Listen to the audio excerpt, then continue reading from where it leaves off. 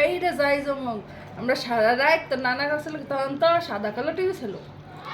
তো নানা টিভি আমাকে ওই পাশে থাকতো, ওই টিনের ঘরে থাকতো। এই পাশের দরজাটা দিয়ে দাদি ক্যাট কেটায়, হ্যাঁ ঘরের ভিতরে মানুষ আসবে আব্বাকে আজকে বাইরে চালাইতে। আর টিভি তো তারা আমাকে একটাই, গ্রামের মানুষ সব, বাড়ির মানুষ সব গোটা দেখবে কিটা যেতে।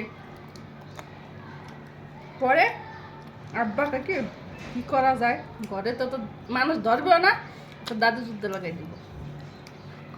পরে ওই বাইরে একটা ছোট ছোট টেবিলের উপর টিভি দিয়ে ব্যাটারি ব্যাটারি দিয়ে, কারণ ব্যাটারি দিয়ে ছোট বাইরে দিয়ে দিলাম টিভি, আর উঠোন বইরে খেয়াল বেশি দিল নাড়া একেবারে পুরো উঠোন দর্শক উঠোনটা বড়।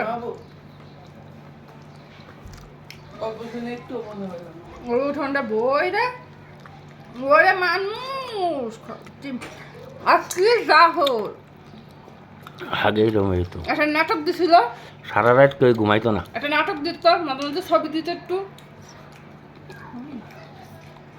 পরে আমরা খেলবো, আব্বা একবার খাবে না পরে ঠামিন খাবো কি আর আমরা পিকনিক করি।